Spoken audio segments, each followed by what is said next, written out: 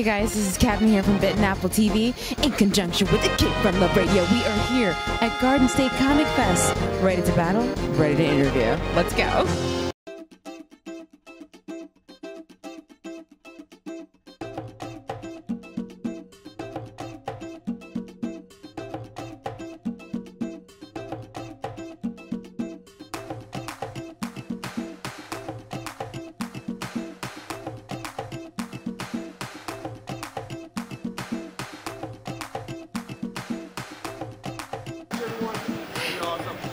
Hey guys, this is Cadma here from Bitten Apple TV in conjunction with It Came From The Radio. We're here down at Garden State Comic Fest. Now, here's the deal.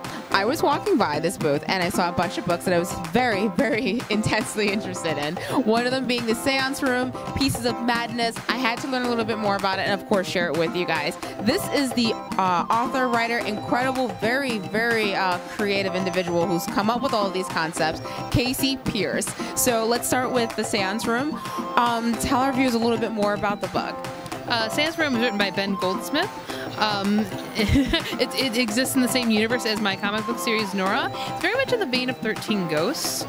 It's about 6 ghosts that are trapped inside of a seance room in this man's mansion, and each of them will bring out your deepest, darkest fears. And the great thing about Séance Room is that they are all self-contained stories in every issue, so you don't have any cliffhangers like, oh man, I gotta wait for the next one. No, they're all individual stories.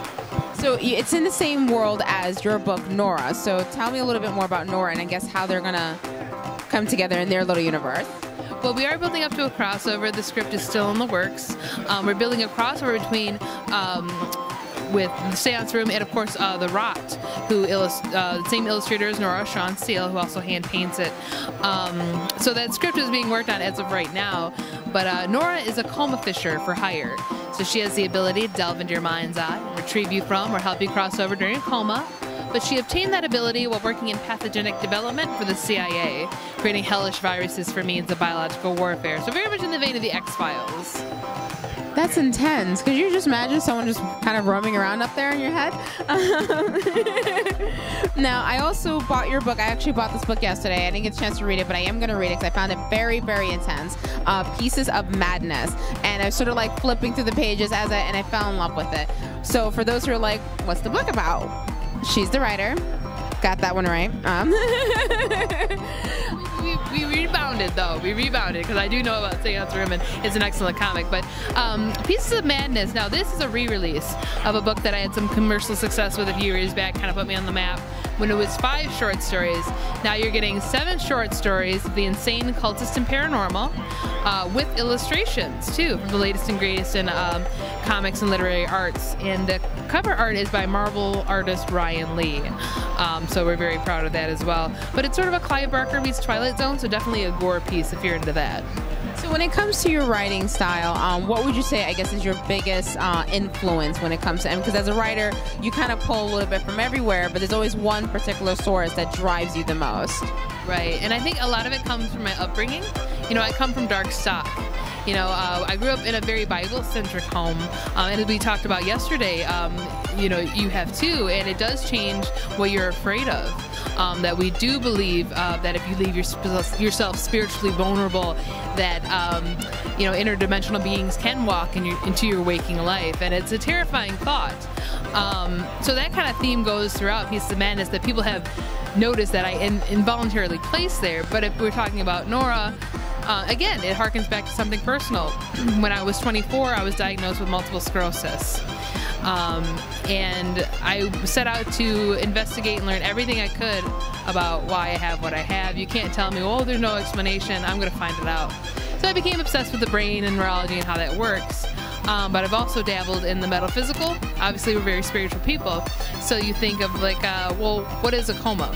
All right, a desolate house in space, somewhere cold between life and death. So I kind of combined those two, and then the CIA thing just came from way too many NPR broadcasts about torture because I'm a sick individual. You guys have no idea how much fun I had talking to her yesterday, just in general. We're getting married. We are, and yeah, national television. Save the date. Now, one of the things that I remembered you saying to me yesterday was that things that you were scared of, you sort of took it as your own essence in your book, so you would no longer be afraid of it. Now, for a writer, that's got to be very, very intense, and it makes it very real. One of the things I do like about your writing is that you come off very raw. It comes off very, very true, and it makes it realistic to the reader, which is the most important part, because you have to connect with your reader in order for them to make that association. Make sure you guys are looking out for everything that she's involved in. Very, very creative and very intense, intelligent individual to be, to know. So people are looking, they're like, man, where can I get a piece of madness? Or maybe they want to dabble in the 13 Ghosts, kind of looking at Séance Room, or they want to check out Norah. Where can they find you? Go to sourcepointpress.com. We are also in about 90 stores across the country. And if your local comic shop does not carry Source Point Press, you can tell them that is half off cover price for retailers with free shipping and no minimum. So that's something you can tell them. But yeah, sourcepointpress.com, and you can find me at cosmickasey.com, both with K's, facebook.com/cosmickasey, Twitter is cosmickasey, and Instagram is KCD Writes, not as in women's lib, but like as in physical writing. You have the best promotion spiel I have ever interviewed. Very smooth, and I love how you did it. Character, really. I don't actually exist. This is a hologram. You're giving away our secrets. Now everyone knows that I'm not really married to a real person. Thank you so much. Make sure you guys are checking this out. This stuff is very intense, and it's human, and that's the most important part as a reader. I want to read books that remind me why we're human, or make us at least question. Thank you so much. Oh, you're very welcome. Thank you. Bye. Bye.